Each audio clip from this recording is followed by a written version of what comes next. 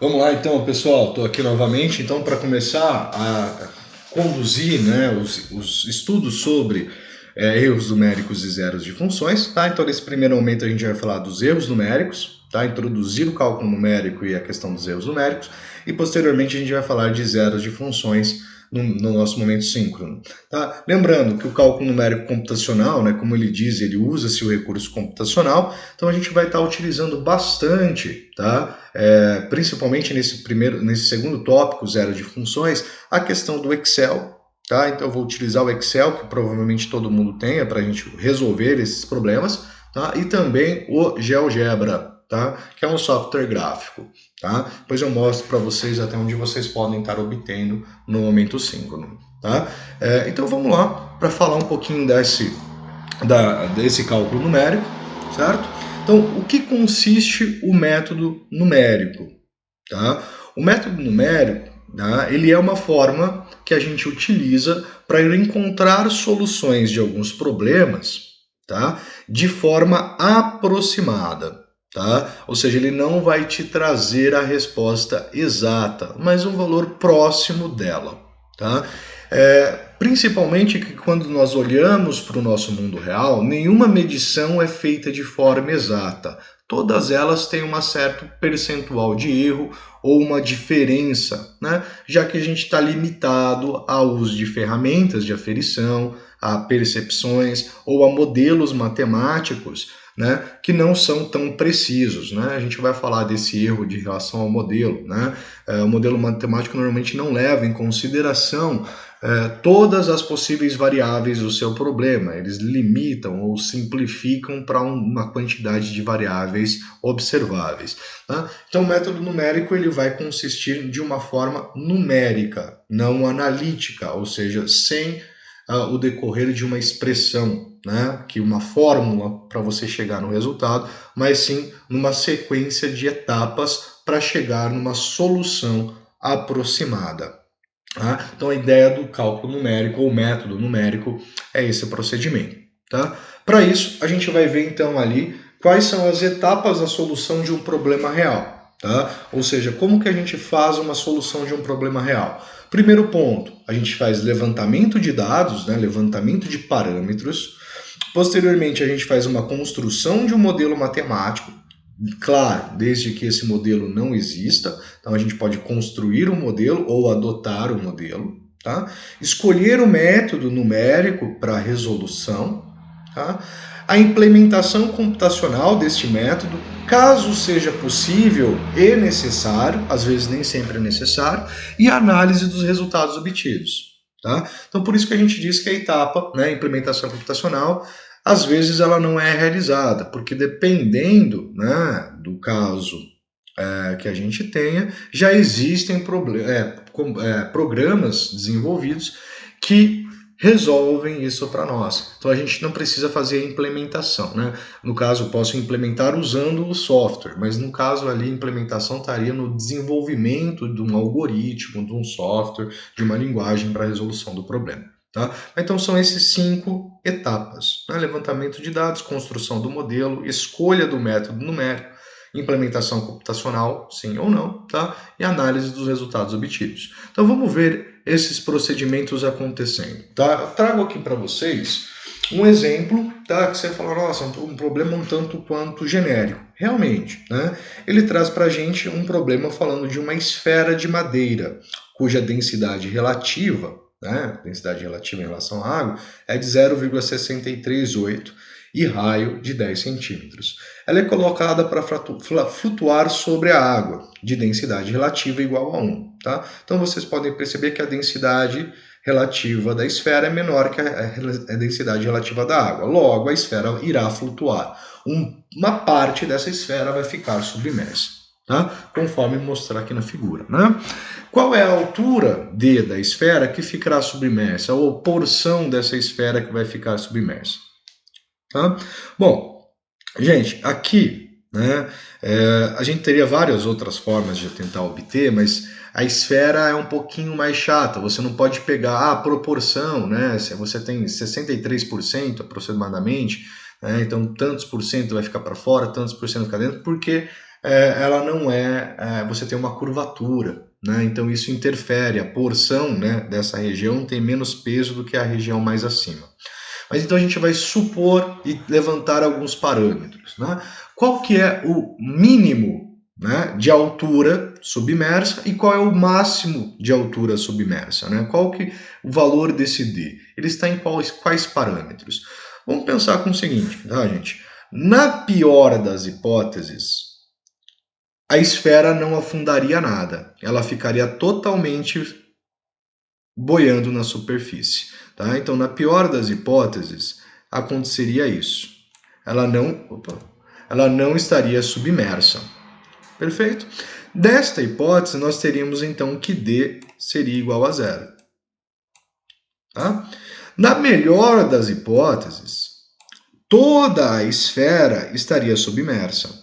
Então, nós teríamos D igual a 20. Professor, da onde você tirou esse 20? De 20 centímetros. Tá? Eu tirei 20 centímetros porque o raio da esfera é 10. Ou seja, se o raio dela é 10, nós temos 10 centímetros aqui, mais 10 centímetros aqui. Então, quer dizer que a distância máxima que essa esfera pode estar submersa ela é de 20 centímetros. Então, isso quer dizer o quê?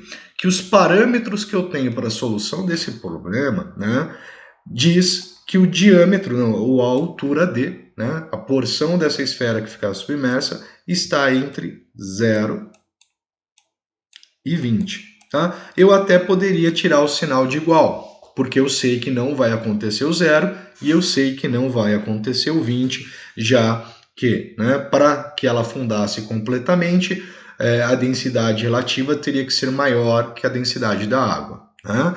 E ela não vai boiar completamente porque a densidade relativa dela é um pouco menor do que da água, mas não é tão menor assim, tá? Para que ela consiga flutuar totalmente. Tá? Então a gente tem esses dois parâmetros.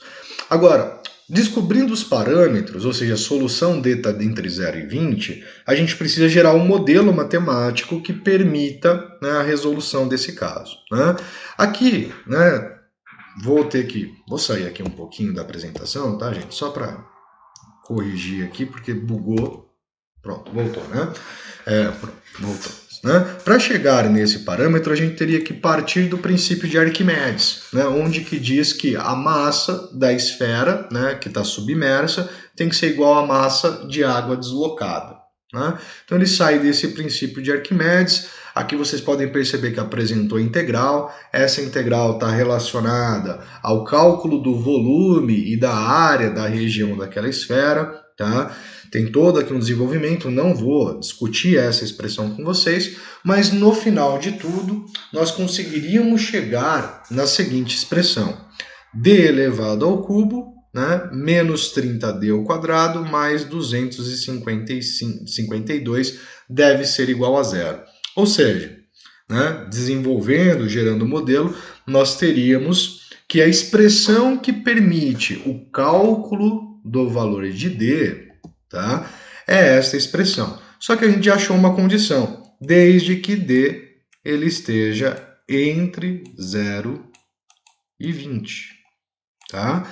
D vai estar dentro desses parâmetros para o nosso problema. Não quer dizer que esta equação não tenha outras soluções.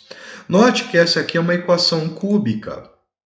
Tá? E a equação cúbica, provavelmente vocês não conheçam a forma de resolução dela. Tá? Vocês provavelmente conhecem a forma de resolução de uma equação de segundo grau, que é a fórmula de Bhaskara. Tá? Como que eu resolvo uma equação cúbica? Tá? Então eu não tenho um modelo analítico, né? Uma forma de resolver essa equação de forma conhecida. Existe? Existe. Tá? Esse valor ele pode ser desenvolvido, tá, usando o teorema, né, ou a fórmula de Cardano-Tartaglia. Tá? Só que ela é um pouquinho complicada e não é tão difundida. Então o que a gente consegue fazer? Né? A gente pode aplicar uma solução numérica. Fazendo o quê? Tá, gente? Calculando de forma sistemática o valor desta expressão, vou até circular, calculando o valor desta expressão, tá? D ao cubo menos 30D ao quadrado mais 2.555, tá? De forma a que eu tenha o resultado zero. Então a gente vai considerar essa expressão sendo uma função de variável D. Tá? Por que função? Porque daí eu considero que D é uma variável e eu posso então substituir valores nessa expressão. Tá? Então por isso que a gente coloca aqui f de x, tá? Igual a x ao cubo menos 30x ao quadrado mais 2.552. O que é essa forma sistêmica? Eu posso ir jogando valores nessa expressão até que eu consiga chegar a um resultado muito próximo de zero. Tá? Agora, quais valores eu vou chutar? Né? Quais valores eu chutaria? Eu vou chutar valores que estão entre 0 e 20. Né? Não faz sentido eu pegar valores que estão fora desse parâmetro, fora deste intervalo. Tá? Então, por isso que a parametrização, o primeiro passo, é importante. Então, se a gente aplicar esse procedimento, note que aqui tem tabelas, por isso que a gente consegue usar muito bem o Excel, né? Se eu calcular a expressão para 0, a gente obtém 2.552, para 2, 2.440, para 4, para 6, para 8, né? E assim sucessivamente. Agora, note que quando eu tenho esses dois valores aqui marcados com asterísticos, você tem que a função, ou seja, a expressão matemática, ela deu 552, tá? E para 12, ela deu menos 40. Opa! Quer dizer que eu estava num valor positivo e eu passei para um valor o quê? Negativo. Gente, vamos pensar comigo, né?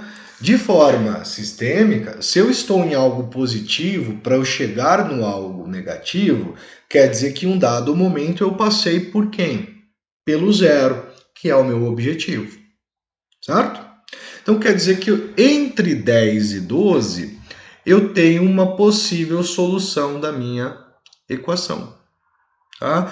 Isso se chama refinamento, tá? Então eu tinha uma solução que era de 0 até 20, tá? Uma primeira aproximação. Eu fiz todo esse desenvolvimento, descobri, opa, era de 0 a 20, mas agora eu já sei que vai estar entre 10 e 12. Então eu vou refinar essa minha aproximação e vou trabalhar entre 10 e 12. Tá? Então para 10 a gente já sabia, para 10.2, para 10.4, para 10.6, para 10.8, para 11, para 11,2, para 11,4, para 11,5, para 11,6, 17, para 11,8, 17,8, para 12, menos 40. Opa, de novo, eu estava no valor positivo e fui para um valor negativo. Isso quer dizer que entre esses dois valores, em um dado momento, eu passei pelo zero. Então quer dizer que eu refino novamente a minha solução. Tá? Refinando, então, meus parâmetros agora são de 11,8 a 12. Então, 11,8, 11,82, 11,84, 6,25. 11,86, 0,43. Note que está próximo de zero. Né? 11,88, opa, resultado negativo. Quer dizer que eu estava vindo de valores positivos e passei para os valores negativos. Ou seja, dentro desse intervalo, provavelmente eu passei pelo zero. Tá? Então, refino mais uma vez o nosso procedimento. Agora eu vou trabalhar de 11,86 até 11,88. Tá? Então, 11,86, 0,46, 43, 49. Tá? 11,862 menos 0,144. Opa, dentro desses dois valores, né, provavelmente eu passei pelo zero da minha equação, da minha função. Perfeito? Tá? Então a gente pode, por exemplo, né, considerar que um valor aceitável para a nossa porção D, a altura D da esfera, que era submersa, é o valor que está no meio. É uma interpolação que a gente vai aprender na frente, o ponto médio. Então, o ponto médio entre esses dois valores é o 11,861 centímetros. Isso vai ter erro? Vai. Não é o resultado exato, mas é uma boa aproximação. Tá? Poderia continuar? Poderia refinar mais uma vez. Então eu posso ir refinando até chegar em resultados cada vez mais próximos. Isso consiste então no método numérico de resolução. Tá? A gente parte de um chute inicial, vamos refinando os nossos intervalos até que a gente chega num valor consideravelmente aproximado da nossa solução, certo? Claro, requer várias vezes o mesmo procedimento, note que o procedimento foi repetido, tá? A gente foi repetindo o processo, tá? Claro, temos que definir quando parar também, sim, né? Critério de parada, senão eu posso fazer isso infinitamente, né? A gente vai falar do erro de truncamento nesse caso, perfeito? Então, isso consiste em um método numérico, tá? Ele vai falar exatamente destas etapas de resolução de problemas, tá? Da engenharia, da matemática, solução de equações, solução de sistemas, sem uma utilização de uma fórmula, né? Mas de uma investigação numérica, tá? Então, esse é o princípio do nosso método numérico. Né? Então é importante, né? O exemplo mostra um recurso muito comum na resolução de problemas numéricos. Né? A partir de uma estimativa inicial de resolução, segue uma sequência de refinamentos que convergem para uma estimativa final de solução com a qualidade desejada. Tá? Então a gente tem que pensar-se nisso. Tá? Então, o procedimento de resolução de um problema físico, químico, né? Então, problema real, levantamentos de dados, tá? Construção de um modelo matemático, escolha de um método numérico adequado, implementação computacional deste método, análise dos resultados obtidos, daí, se for necessário, reformular o modelo matemático ou escolher um novo método numérico. Claro, né, analisou a resposta, né, analisou o resultado. Se você não chegou no resultado desejado, né, ou adequado, então você vai ter que redefinir este procedimento, né, o modelo utilizado, ou redefinir o método utilizado, o método numérico utilizado. Tá? Então, essa é a relação que nós temos para um procedimento de resolução de problema físico. Tá? Bom, pessoal, esse vídeo vai ficar por aqui, para não ficar muito longo, e no próximo eu vou trazer então para vocês o que são esses erros numéricos. Então, até daqui a pouco, grande abraço.